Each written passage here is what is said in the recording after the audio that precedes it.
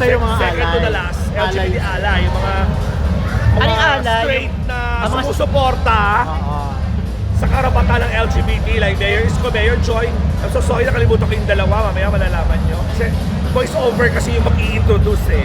Parang bawat taon na palagi kang part ng White Party. Yes, ako, Ilang taon na ba? nasa Malate, Oo nga.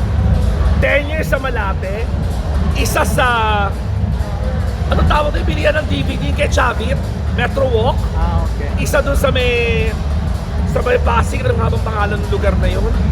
Sa may tabi ng Bayani. Mega Mall. Bayani, Greenfield Greenfield. District. Yun yung last 12 years ago sa Greenfield District. So imagine nyo, 12 years ako, mag-isa lang akong endorser nito White Party Manila. Dati, Bilang, ano ba, ako naman, hindi ko naman pinagdadamot na kasikatan ko noon eh, nung pinilamigan ako ng mentor na i-endorse yun for 12 years. So ngayon na-touch naman ako, kaya hindi na ako kasikatan, sinama pa rin nila ako to be the ambassador. Ngayon nagbabalik after 12 years. Kailan kami bigyan ng Loyalty Award?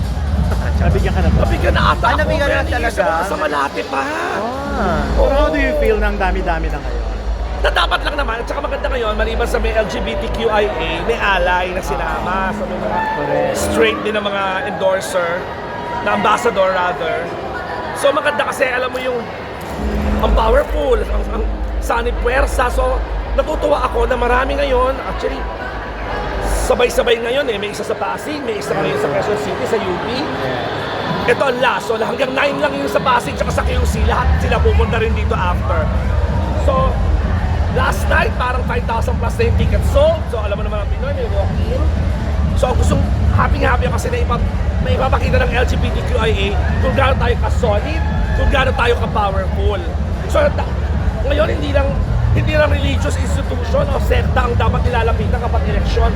Dapat ang LGBTQIA dahil kaya natin magpanalo, kaya natin magpatalo kung gugustuhin natin. Kaya tuwan-tuwa ako na ibinalik to ng mentor, itong White Party Manila. So hopefully every year na to ulit.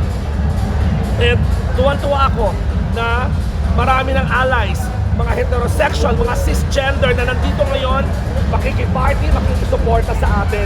And that is why I'm so honored to be part of this after so many years. Andito pa rin ako in my own little way, as an artist, as an actor, as a mama nila. Forever ako susuporta rito sa White Party. Di ba nilalaman ng speech mo?